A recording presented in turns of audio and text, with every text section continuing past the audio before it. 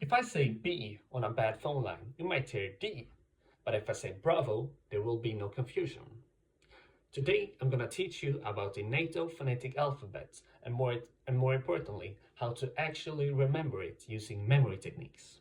This alphabet is used by police, emergency services, and military worldwide, not because it sounds cool, but it prevents mistakes when mistakes matter. Take care, my friend.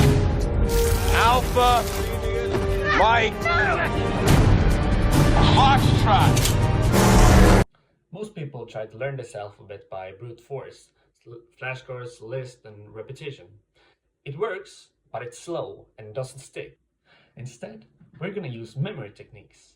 The goal is not to remember 26 random words, but instead to create an association between letter and images.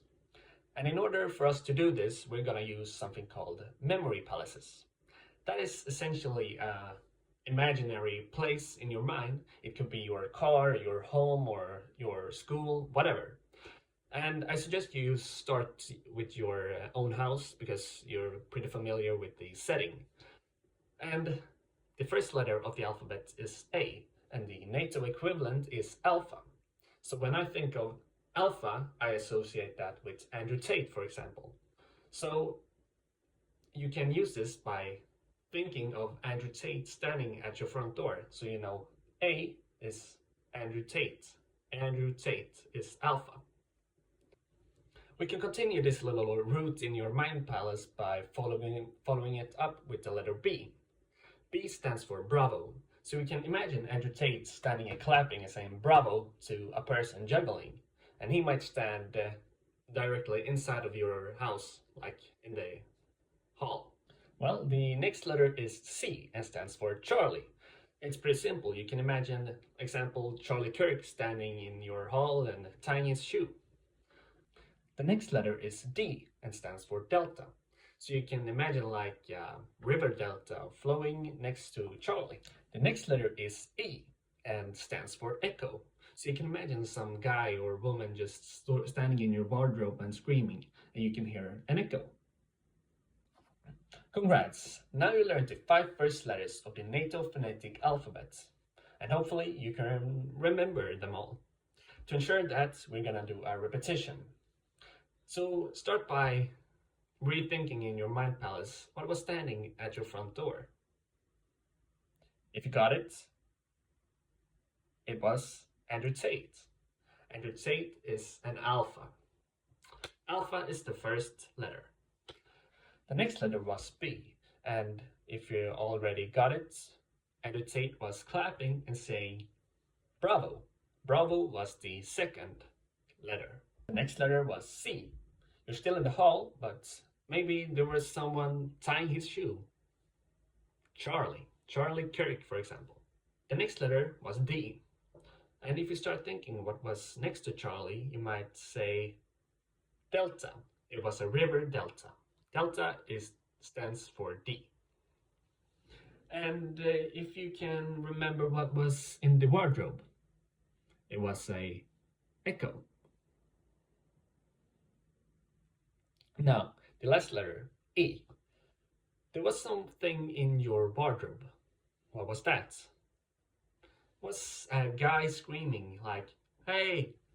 And you can hear the echo. Echo stands for E. Hopefully you got them all right, but now we're going to continue with the whole alphabet, so follow along. The next letter is F, and since I'm not sure about how your apartment or house may look, you have to place these pictures on your own. I will still tell you what to imagine, but you have to place them on your own. So, F stands for Foxtrot, and it's actually a dance of some type. But since it's not too famous, I will give you another memory technique. You can imagine a fox with a dot on its back, a fox dot instead of foxtrot. So you can imagine and place that fox dot somewhere in your house.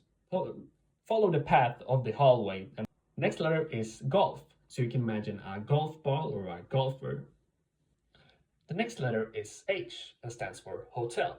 So you can imagine a little hotel has just opened in your toilet or in your living room or in your kitchen, whatever. I is the next letter in the alphabet and stands for India.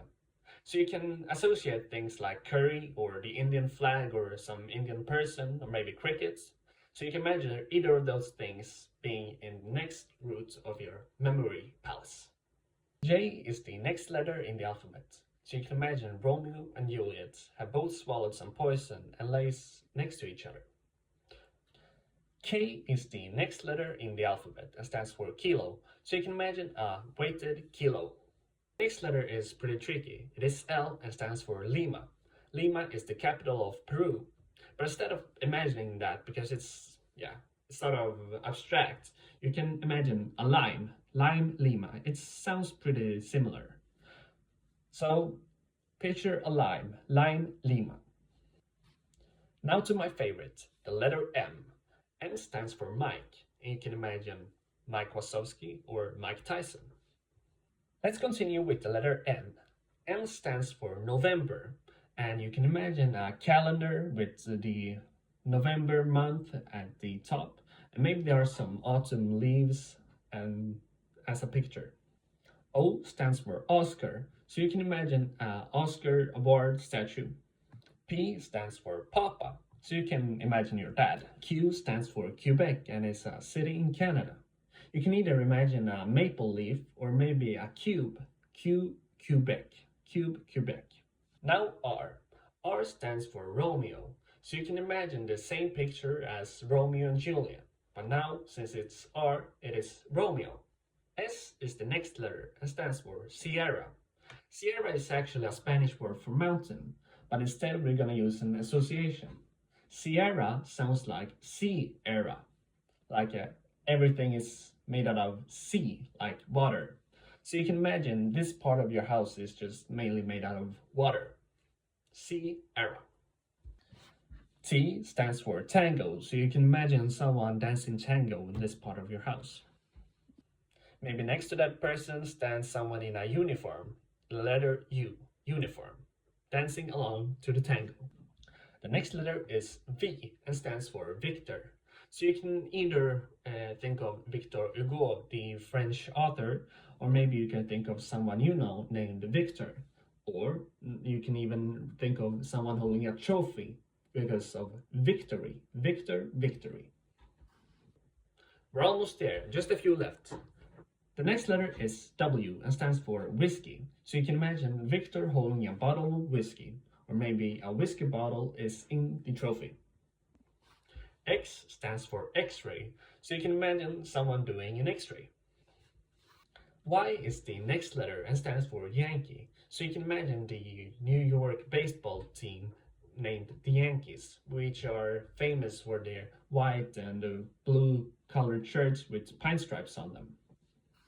Now we're there, the last letter. C stands for Zulu. You can imagine a Zulu warrior, or maybe if that doesn't stick, you can use a zebra. It's not as good, but it might work. Now, once you know the entire alphabet, try to spell your name and see if you can guess what mine is. Delta, Alpha, Victor, India, Delta. You got it? It was David. So I would be imagining the river Delta, Alpha, Andrew Tate, and then Victor, V, and then India, either curry or the cricket, whatever. And then again, river Delta. It's pretty easy. Try to spell NATO using the NATO phonetic alphabet. If you're having trouble, I will give you some help. N, you would think of a calendar. And which month? Hopefully you got it. November. And by now you should have got A. A is Alpha, Andrew Tate. T, you would think of someone dancing a particular dance. Which was that? Tango. O represented an award.